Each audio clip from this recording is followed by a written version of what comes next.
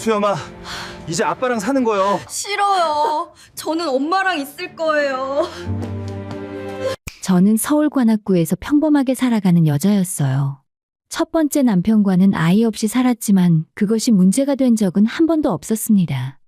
남편은 항상 제 손을 잡으며 말했습니다. 나는 당신만 있으면 돼. 아이 없어도 우리 둘이서 행복하게 살자. 그 말이 거짓이 아니라는 걸 저는 매일 느꼈습니다. 주말이면 함께 산책을 나가고 저녁에는 소파에 나란히 앉아서 드라마를 보며 웃었습니다. 그런 소소한 일상이 제게는 세상 전부였습니다. 하지만 행복은 너무 짧았어요. 남편이 암 진단을 받은 건 결혼 6년차 되던 해였습니다. 처음에는 믿기지 않았습니다. 젊고 건강하고 튼튼하던 사람이 갑자기 병원 침대에 누워있는 모습을 보는 게 현실 같지 않았으니까요. 괜찮아. 금방 나을 거야. 걱정하지 마. 남편은 제 손을 꼭 쥐며 억지로 웃었지만 저는 그 눈빛에 두려움이 있다는 걸 알았습니다. 그리고 2년간의 힘든 투병 생활 끝에 남편은 제 곁을 떠났어요. 장례식장에서 저는 혼자 멍하니 앉아 있었습니다. 세상이 무너지는 것 같았죠. 그 후 3년간 저는 그냥 말 그대로 살아만 있었습니다. 출근하고 퇴근하고 밥 먹고 자고 감정이 없는 기계처럼 움직였어요. 보다 못한 친구들이 소개팅을 권했지만 전부 거절했습니다. 다시 사랑한다는 게 두려웠고 먼저 떠난 남편을 배신하는 것 같았습니다. 그러던 어느 날 친구의 소개로 한 남자를 만나게 되었어요. 그는 차분하고 예의 바른 사람이었습니다. 커피숍에서 처음 마주 앉았을 때 그는 조심스럽게 말을 하더라고요. 저도 사실 아이 엄마를 잃었어요. 아들 하나 키우면서 살고 있는데 솔직히 아이한테 엄마가 필요한 것 같아서요. 그의 솔직함이 오히려 좋았습니다. 거짓 없이 담담하게 자신의 상황을 이야기하는 모습이 믿음직스러웠어요. 세 번째 만남에서 그는 아들을 데려왔습니다. 7살쯤 되어 보이는 작은 남자아이였어요. 안녕하세요.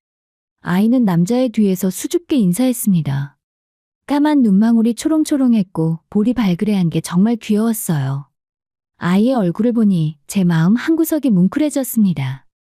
이 사람과 결혼을 하고 아이에게 엄마가 되어줄 수 있다면 그것도 나쁘지 않겠다는 생각이 들었어요. 안녕, 이름이 뭐예요? 수영이요. 수영이구나. 그럼 혹시 수영 좋아해요? 네, 아빠가 수영장 데려가주면 그때가 제일 재밌어요. 아이는 금세 경계를 풀고 신나게 이야기했습니다. 수영 이야기, 유치원 친구 이야기, 좋아하는 만화 이야기. 듣고 있으니 제 얼굴에도 웃음이 번졌습니다. 그 남자와는 3달 정도 만났어요. 그는 늘 다정했고 배려심이 깊었습니다. 그리고 수영이도 저를 점점 따르기 시작했죠. 어느 날 셋이 함께 간 놀이공원에서 수영이가 제 손을 꼭 잡으며 말했습니다. 아줌마, 우리 엄마가 되어줄 거예요? 너무 순수한 눈빛이었습니다. 보기만 해도 제 눈시울이 뜨거워졌어요. 그럼 수영이가 원하면 아줌마가 엄마가 되어줄게. 정말요? 약속해요? 수영이는 새끼손가락을 내밀었습니다. 저도 새끼손가락을 걸며 약속했어요. 이제 나도 엄마 생겼다. 수영이는 팔짝팔짝 뛰며 좋아했습니다. 그 모습을 보니 제 마음도 따뜻해졌어요. 이 아이를 행복하게 해주고 싶다는 생각이 들었습니다. 아무래도 재혼이다 보니 결혼은 조용하게 치렀어요. 친척 몇 명과 친한 친구들만 모여서 간소한 식사를 했습니다. 수영이는 새 옷을 입고 신이 나서 이리저리 뛰어다녔죠. 제 두 번째 결혼식은 아이의 웃음소리가 식당 안을 가득 채웠습니다. 신혼집은 관악구의 조그만 아파트였어요. 전 남편이 남긴 보험금과 제 저축으로 마련한 곳이었습니다. 크지는 않았지만 세 식구가 살기에 충분했어요. 처음 며칠은 정말 행복했습니다. 아침에 일어나서 아이 유치원 가방을 챙겨주고 남편 출근길을 배웅했습니다. 저녁에는 함께 밥을 먹으며 하루 이야기를 나눴어요. 엄마, 오늘 유치원에서 그림 그렸어요. 선생님이 잘 그렸대요. 정말 우리 수영이 대단한데? 엄마한테도 보여줘. 수영이는 가방에서 그림을 꺼냈습니다. 삐뚤빼뚤하지만 정성스럽게 그린 가족 그림이었습니다. 아빠, 엄마, 그리고 수영이가 손을 잡고 웃고 있었습니다. 예쁘다. 엄마가 냉장고에 붙여놓을게. 그날 밤 저는 냉장고에 붙은 그림을 오래 바라봤습니다. 이제 나도 진짜 가족이 생긴 거구나. 그런 생각이 들었어요. 하지만 이 평화로운 시간이 얼마나 갈지 저는 그때 전혀 몰랐습니다. 남편의 진짜 얼굴을 보게 될 날이 곧 다가오고 있다는 것도, 제 인생에서 가장 힘든 시간이 시작될 거라는 것도 알지 못했죠. 그때는 그저 매일 밤 수영이의 잠든 얼굴을 보며 다짐했습니다. 이 아이만큼은 꼭 행복하게 해주자. 그것이 제가 할 수 있는 전부였습니다. 처음 3년은 정말 평화로웠어요. 그 사이 수영이는 초등학교에 입학했고, 저는 매일 아침 도시락을 싸주며 행복을 느꼈습니다. 남편도 성실하게 회사에 다녔고, 주말이면 세 식구가 함께 공원에 가거나 영화를 보러 다녔습니다. 엄마, 나 오늘 시험 또 100점 맞았어. 정말 우리 수영이 최고다. 저는 수영이를 안아올리며 볼에 뽀뽀를 해줬고, 이런 순간들이 제게는 보물 같았습니다. 하지만 변화는 갑자기 찾아왔어요. 남편이 잘 다니던 회사가 갑자기 부도가 났습니다. 남편은 새 직장을 구하는 대신 그동안 모은 돈으로 사업을 시작하겠다고 했습니다. 당신 보험금이랑 저축 좀 써도 될까? 친구랑 같이 사업하면 대박 날 것 같아. 근데 그게 안전할까요? 차라리 다른 회사를 알아보는 게. 당신은 날 믿지 못하는 거야. 내가 우리 가족을 먹여 살릴 능력도 없다고 생각해? 남편의 목소리가 차갑게 변했습니다. 처음 보는 표정이었어요. 저는 놀라서 말을 잇지 못했습니다. 미안해, 그런 뜻이 아니었어요. 됐어. 당신이 날 못 믿는다니 실망이야. 남편은 그날 밤 말없이 소주를 마셨습니다. 저는 알 수 없는 불안한 마음에 잠을 이루지 못했죠. 며칠 후에 결국 저는 돈을 내줬습니다. 전 남편이 남긴 보험금의 일부와 결혼 생활 동안 모아온 저축 전부였어요. 돈을 받아든 남편은 신이 나서 친구와 함께 작은 사무실을 얻고 사업을 시작했습니다. 하지만 1년도 지나지 못해서 사업은 완전히 망했습니다. 야심차게 시작했지만 제대로 된 거래처 하나 계약하지 못했고 그대로 돈만 까먹다가 망해버렸죠. 사무실을 정리하던 날에 남편은 술에 취해 들어와 소파에 쓰러졌고 다음 날부터는 아예 집에만 있었습니다. TV만 보고 술만 마셨어요. 여보, 다시 일자리 알아봐요. 제가 파트타임이라도 할게요. 시끄러워. 당신이 뭘 안다고? 다 당신 때문이야. 애초에 돈을 더 줬으면 망하지 않았을 거 아니야. 남편은 저를 향해 소주병을 집어 던졌습니다. 저는 겁에 질려 몸을 피했고 병은 벽에 부딪혀 산산조각이 났어요. 엄마! 그 소리를 들은 수영이가 방에서 뛰어나왔습니다. 10살이 된 수영이는 무서운 표정으로 아빠를 노려봤습니다. 아빠, 엄마한테 왜 그래요? 엄마가 잘못한 거 없잖아요. 이 녀석이 어디서 아빠한테 대들어. 남편이 손을 들었지만 수영이는 물러서지 않았습니다. 오히려 제 앞을 가로막고 섰습니다. 엄마한테 손대지 마요. 제가 가만 안 둘 거예요. 작은 몸으로 저를 지키려는 수영이를 보니 눈물이 날 것 같았죠. 저는 수영이를 안아서 방으로 데려갔습니다. 괜찮아, 수영아. 엄마 괜찮아. 엄마, 우리 집 나가요. 아빠가 너무 무서워요. 아니야. 아빠가 지금은 힘드셔서 그런 거야. 괜찮아질 거야. 하지만 기다려도 상황은 전혀 나아지지 않았습니다. 오히려 더 나빠지기만 했어요. 어느 날 저는 심한 감기에 걸려 누워 있었습니다. 열이 높아서 몸을 제대로 가누지 못할 정도였죠.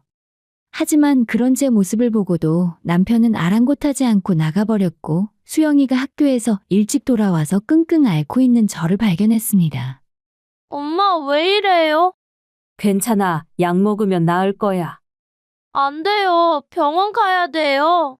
수영이는 119에 전화했고 저는 출동한 구급대원과 함께 응급실에 실려갔습니다. 그렇게 가게 된 병원에서 받은 진단은 폐렴 초기 단계였습니다. 의사 선생님은 이대로 병원에 계속 오지 않았으면 훨씬 심각했을 거라고 했어요. 주사와 수액을 맞고 잠든 후에 병실에서 깨어났을 때 수영이가 제 손을 꼭 잡고 있었습니다. 아이의 눈은 새빨갛게 부어 있었어요. 엄마, 아프지 마요. 아빠한테 전화했는데 안 받아요. 엄마가 많이 아픈데도. 수영이의 목소리가 떨리는 걸 느낄 수 있었고 저는 아이의 머리를 쓰다듬어 주었습니다. 괜찮아. 엄마 이제 나을 거야. 그대로 병원에 3일간 입원했습니다. 그동안 남편은 한 번도 얼굴을 비추지 않았어요. 대신 수영이가 매일 학교 끝나고 달려와서 저를 돌봐줬습니다. 엄마, 오늘 급식으로 나온 빵을 가져왔어요. 엄마 드세요. 고마워. 근데 수영이는 먹었어? 저는 배불러요. 엄마가 드셔야 빨리 나아요. 수영이는 자기 간식까지 제게 주려고 했습니다. 먹는 걸 참 좋아하는 겨우 10살인 아이가 엄마를 걱정하며 자기 것까지 양보하는 모습에 가슴이 미어지더라고요. 퇴원 후 집에 돌아왔을 때 남편은 집에 있었습니다. 하지만 저를 걱정하는 기색은 전혀 없었어요. 배고파 밥은? 밥 지금 준비할게요.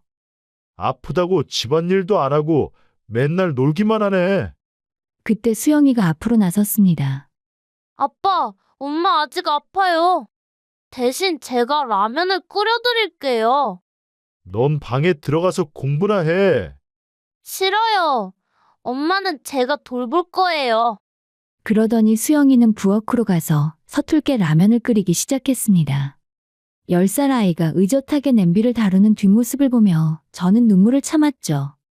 그날 밤 말도 없이 외출한 남편은 또 술을 마시고 들어왔습니다. 그리고 제 화장대 서랍을 뒤지기 시작했어요. 지금 뭐 하세요? 남자 주머니에 돈이 좀 있어야지 친구 만나야 하는데. 한참을 뒤지던 남편은 제 주얼리 보관함을 열어서 반지를 하나 꺼냈어요. 하필 전 남편이 준 소중한 결혼 반지였습니다. 그건 안 돼요. 제발. 시끄러워. 이게 얼마나 된다고. 이거 다이아가 맞긴 해. 코딱지만 한데. 남편이 반지를 들고 나가려는 순간 수영이가 달려들었습니다.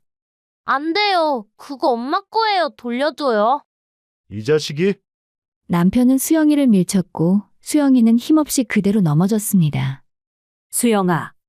저는 수영이를 부둥켜 안았습니다. 수영이는 울면서도 아빠를 노려봤어요. 아빠 안 돼요. 내가 엄마를 지켜줄 거예요. 수영이의 절규가 좁은 방 안에 울려 퍼졌습니다. 그 목소리에는 어린아이답지 않은 비장함이 담겨 있었죠. 그날 밤 저는 결심했습니다.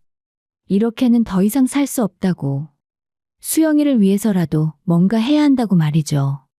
하지만 제가 먼저 행동하기도 전에 더 충격적인 일이 기다리고 있었습니다. 남편의 외도를 알게 된 건 수영이가 초등학교 4학년이 되던 봄이었어요. 그날도 일찌감치 나간 남편은 새벽까지 들어오지 않았습니다. 걱정되어 남편 핸드폰으로 전화를 걸었지만 받지 않았어요. 결국 해가 뜨고 나서야 남편은 집에 돌아왔고 집에서 눈도 붙이지 않은 채 출근 준비를 위해 씻으러 들어가더라고요. 아무렇게나 소파에 던져놓은 남편의 재킷을 정리하려고 하는데 무언가 방바닥에 떨어졌습니다. 집어들고 확인했더니 호텔 영수증이더라고요.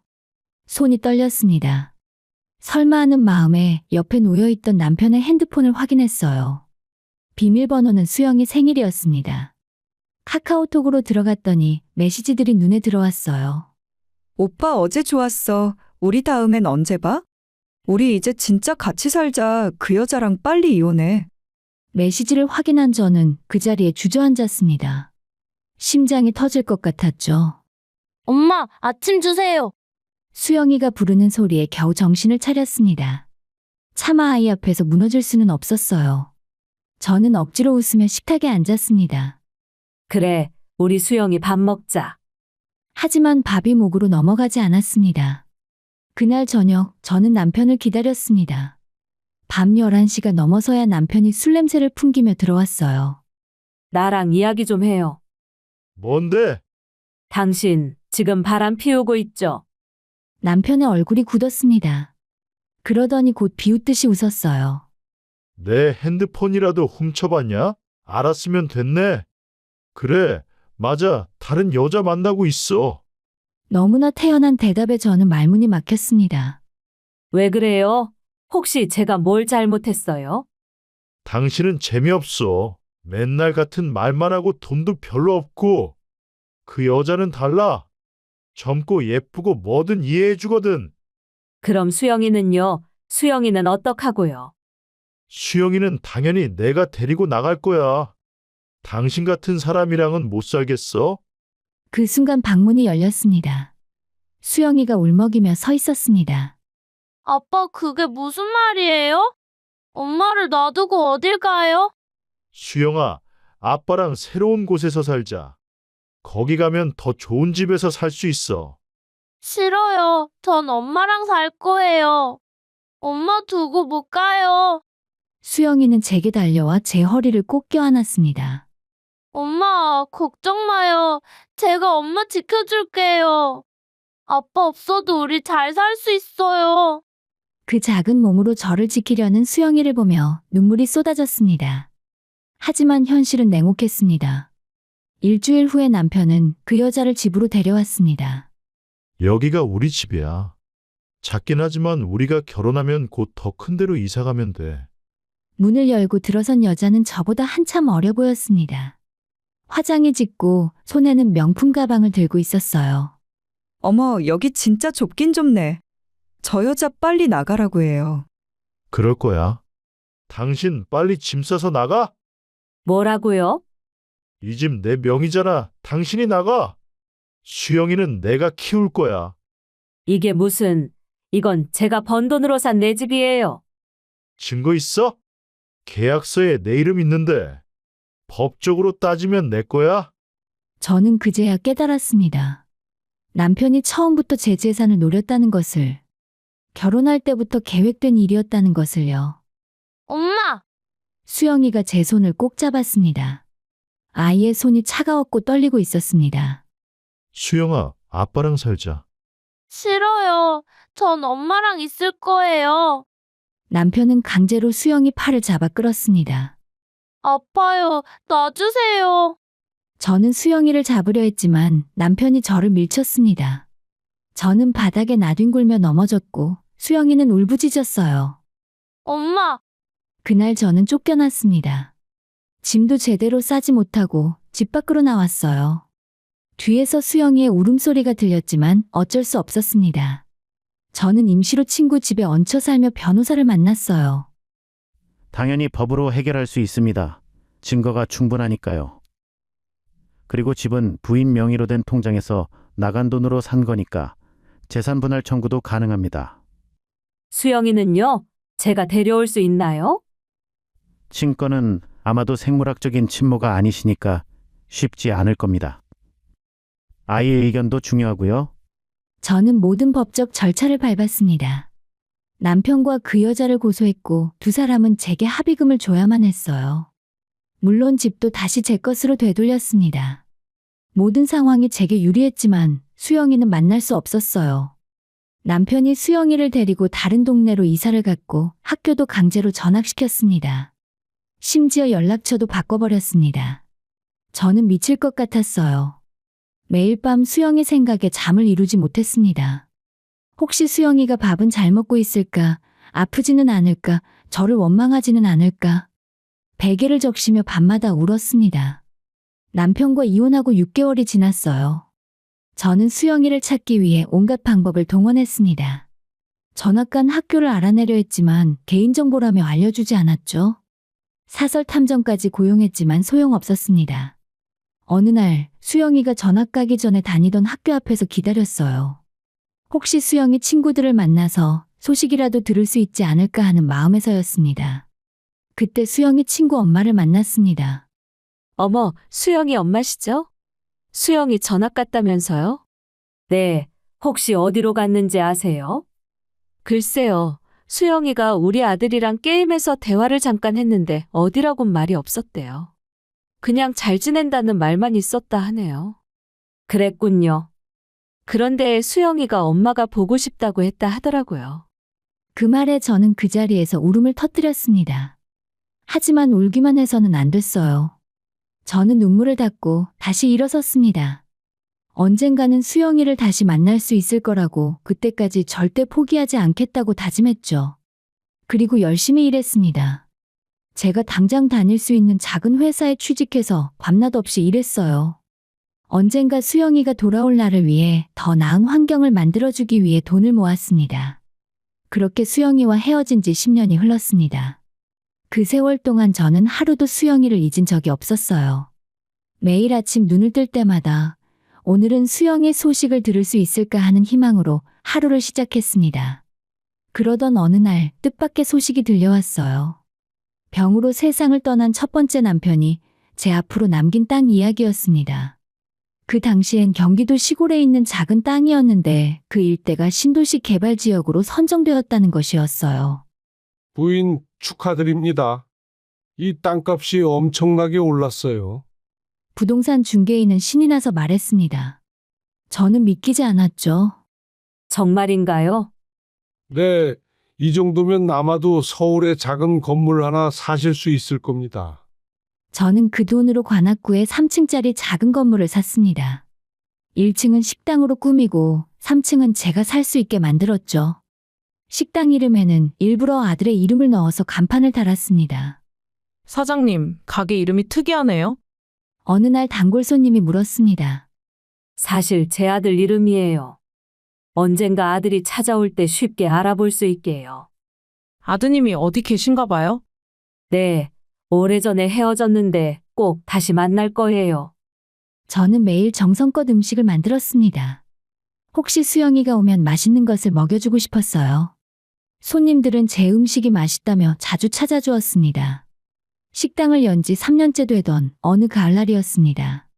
저녁 장사가 끝나고 정리를 하고 있는데 문이 열렸어요. 죄송한데 아직 주문 가능한가요?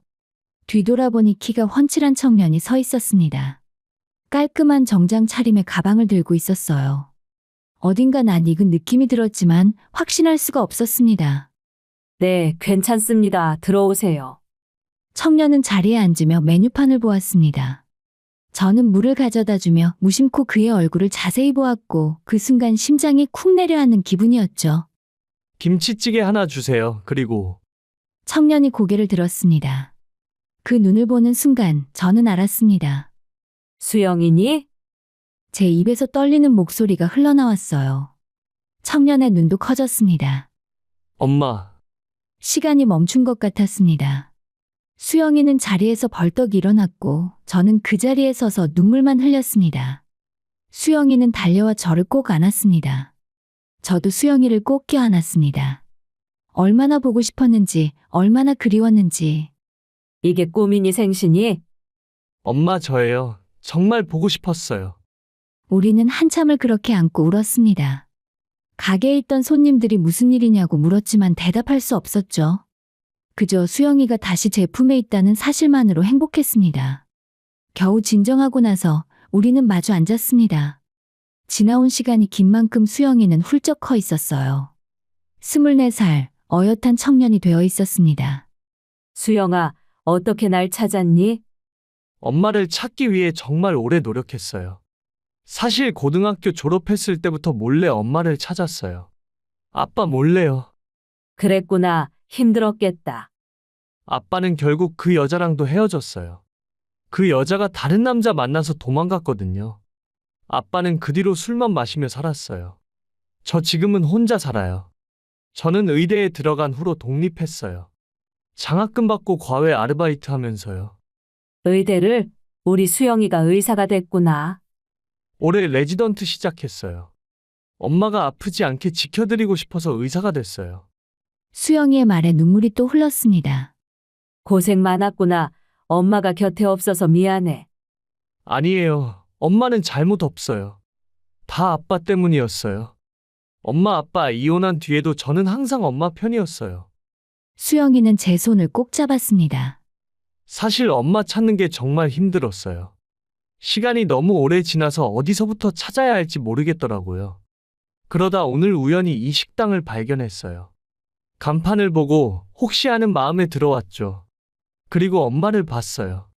내가 가게 이름을 그렇게 지은 게 잘한 일이구나. 엄마, 이제 헤어지지 말아요.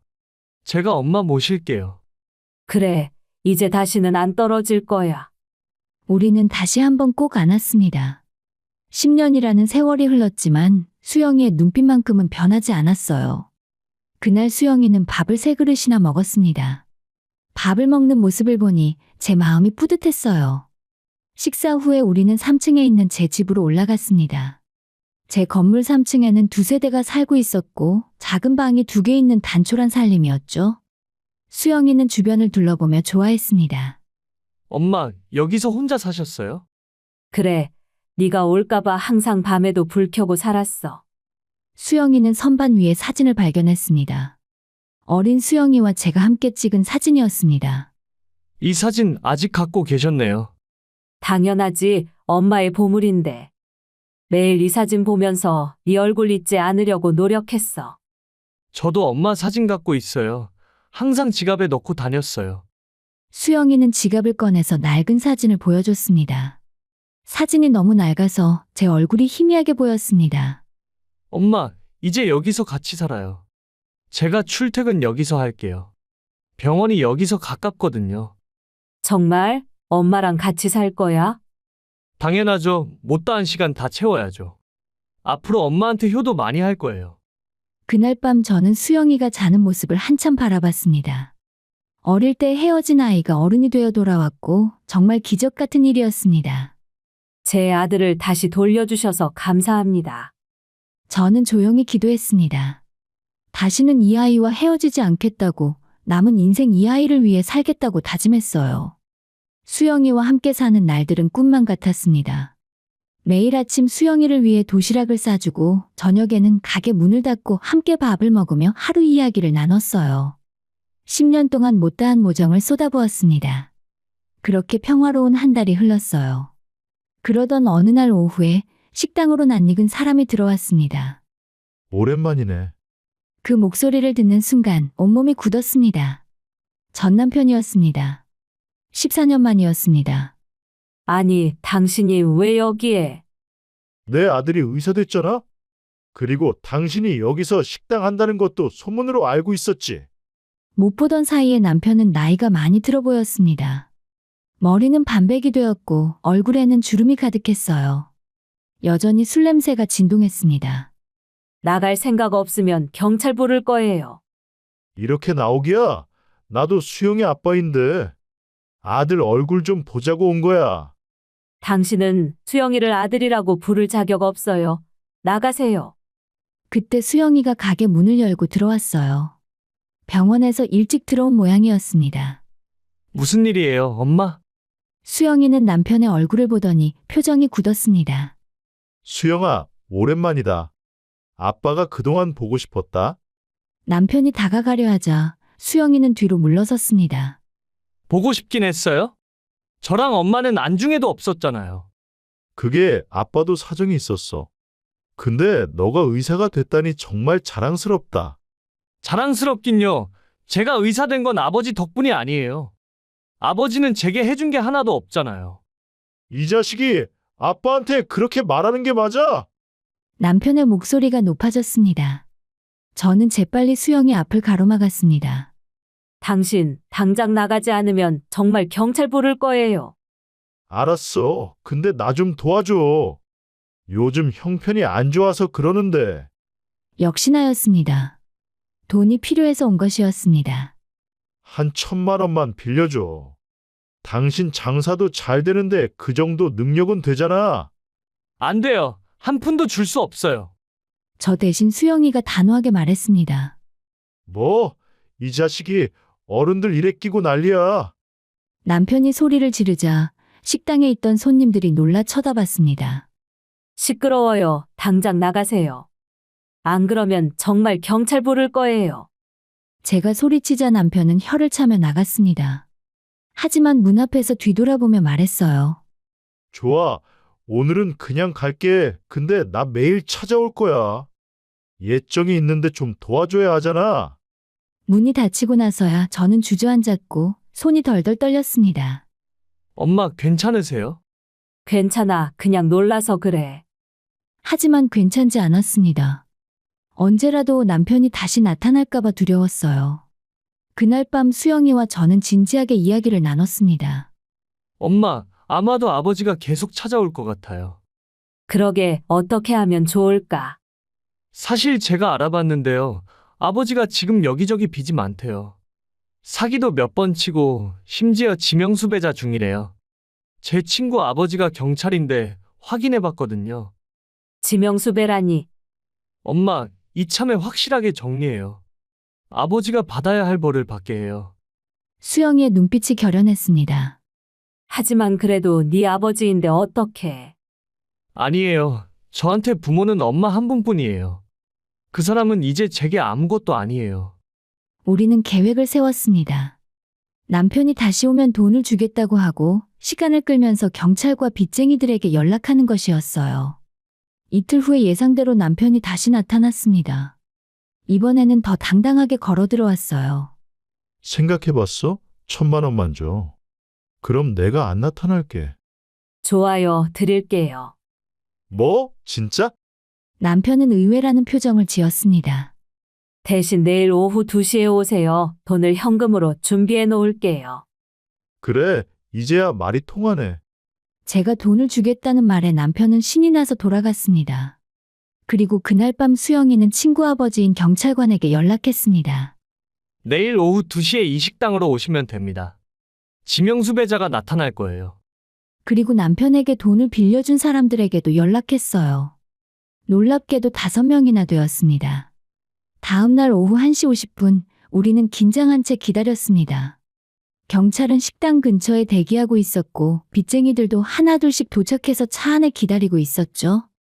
정확히 약속했던 2시에 남편이 들어왔습니다. 나왔어. 돈은 준비한 거지? 제가 봉투를 내밀려는 순간 문이 벌컥 열렸습니다. 이 자식, 여기 있었구나! 내 돈 내놔! 사기꾼 자식아, 내가 경찰 불렀다. 빚쟁이들이 우르르 들어왔고 곧이어 경찰도 들어왔습니다. 김철우 씨죠? 사기 혐의로 긴급 체포하겠습니다. 뭐? 이게 무슨 짓이야? 남편은 황급히 도망치려 했지만 몇 발자국 도망치지 못하고 경찰에게 붙잡혔습니다. 이거나, 수영아, 아빠 좀 도와줘. 저는 당신 모릅니다. 제 아버지는 진작에 죽었어요. 수영이는 차갑게 말했습니다.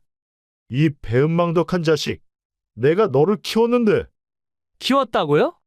엄마한테 폭력 휘두르고 엄마 재산 빼앗고 저를 엄마한테서 떼어놓은 게 키운 겁니까? 이제 받을 벌 다 받고 그동안 저지른 죄값 치르세요. 남편은 경찰차에 실려갔습니다. 빚쟁이들도 경찰서로 따라갔어요. 식당이 조용해지자 저와 수영이는 한숨을 내쉬었습니다. 이제 저 사람 때문에 괴로워하지 않아도 돼요. 법대로 처벌받을 거예요. 며칠 후에 수영이 친구 아버지한테서 연락이 왔습니다. 김철우 씨, 사기죄로 5년 선고받았습니다. 빚도 엄청 많고 여러 건의 사기 전과가 있어서 형량이 높게 나왔어요. 그렇군요. 고맙습니다. 인과응보구나. 저는 씁쓸하게 중얼거렸습니다. 엄마, 이제 정말 우리끼리 행복하게 살아요. 그날 밤 저는 오랜만에 편안하게 잠들었습니다. 10년을 넘도록 저를 괴롭혔던 악몽이 드디어 끝이 났죠. 이제 정말로 새로운 시작이었습니다. 모든 문제가 해결된 후에 우리의 일상은 정말 평화로워졌어요. 수영이는 매일 병원에서 열심히 일했고 저는 식당을 운영하며 행복한 나날을 보냈어요. 어느 토요일 저녁 수영이가 조심스럽게 말을 꺼냈습니다. 엄마, 소개시켜드릴 사람이 있어요. 누군데? 제 여자친구요. 엄마한테 인사드리고 싶어요. 제 가슴이 뭉클했습니다. 드디어 수영이에게도 사랑하는 사람이 생긴 것이었죠. 그래, 언제 데려올래? 다음 주 일요일에 괜찮으세요? 당연하지. 엄마가 맛있는 거 많이 준비해 놓을게. 일요일에 저는 가게 문을 닫고 아침부터 정성껏 음식을 준비했습니다. 수영이가 좋아하는 갈비찜과 꽃게탕 등등 정성을 다해 만들었어요. 그리고 오후 1시쯤 수영이가 한 여자와 함께 문을 열고 들어왔습니다. 엄마, 소개할게요. 제 여자친구 지영이에요. 안녕하세요. 처음 뵙겠습니다. 지영이는 단정하고 예쁜 아가씨였습니다. 밝은 미소가 인상적이었어요. 어서 와요. 많이 기다렸어요. 이거 작은 선물이에요. 지영이는 꽃다발과 케이크를 건넸습니다. 고마워요. 자, 앉아서 밥부터 먹어요. 식사를 하면서 저는 지영이에 대해서 알게 되었습니다. 초등학교 교사라고 했습니다. 수영이 오빠가 어머니 이야기 정말 많이 해요. 세상에서 가장 따뜻한 분이라고요. 오빠가 어머니를 정말 많이 좋아해요. 만날 때마다 어머니 이야기를 하더라고요. 처음에는 마마보이인 줄 알았어요. 수영이는 부끄러운 듯 머리를 극적였습니다. 어머니, 저희 결혼하고 싶어요. 그럼 당연하지. 저는 두 사람의 손을 잡았습니다. 지영 씨, 우리 수영이 잘 부탁해요. 착한 아이예요. 그날 저녁 세 사람은 오래도록 이야기를 나눴습니다. 지영이가 돌아간 후에 수영이가 제 손을 잡았습니다. 엄마, 결혼해도 자주 올게요. 아니, 그냥 엄마랑 같이 살까요? 아니야. 너희들끼리 새 집을 장만해야지. 엄마는 괜찮아. 엄마는 이 식당 있고 단골 손님들 있고 행복해. 넌 지영 씨랑 행복하게 살아. 그래도 주말마다 올게요. 엄마 밥 먹으러요. 그래, 그렇게 하자. 그리고 6개월 후에 수영이와 지영이는 성대한 결혼식을 올렸습니다. 식당 단골 손님들과 병원 동료들, 지영이의 학교 선생님들이 축하해 주었어요. 웨딩드레스를 입은 지영이가 아름다웠고 턱시도를 입은 수영이는 정말 멋있었습니다. 엄마, 제가 이렇게 행복할 수 있는 건 다 엄마 덕분이에요. 아니야. 네가 착하게 자라준 덕분이지. 엄마 사랑해요. 평생 효도할게요. 엄마도 사랑해, 수영아. 우리는 꼭 안았습니다. 지나간 시간들을 생각하며 행복한 눈물이 흘렀어요. 지금도 수영이는 일주일에 2~3번 식당을 찾습니다. 지영이와 함께 오기도 하고 혼자 오기도 합니다. 저는 지금도 매일 아침 식당 문을 열며 생각합니다. 긴 시간 동안 헤어져 있었지만 결국 우리는 다시 만날 수 있었어요. 비록 혈연이 아니어도 진짜 가족이 될 수 있다는 것을 배웠습니다. 가끔 수영이가 어렸을 때의 사진을 찾아보곤 해요. 작고 귀여웠던 아이가 이제는 의젓하고 훌륭한 의사가 되었습니다. 그런 수영이의 자랑스러운 얼굴을 볼 때마다 그 힘들었던 시간들이 의미 있었다는 생각이 들곤 합니다. 저는 이제 다른 무엇보다 건강을 잘 챙기며 살고 있습니다. 수영이 곁에 오래오래 있어주기 위해서죠. 앞으로 태어날 손주들도 보고 싶고 수영이가 더 많은 사람을 살리는 모습도 보고 싶습니다. 이제는 더 이상 눈물 흘릴 일이 없었고 웃으며 살 일만 남았어요. 가족으로 함께하는 이 행복한 시간이 영원하기를 바랍니다.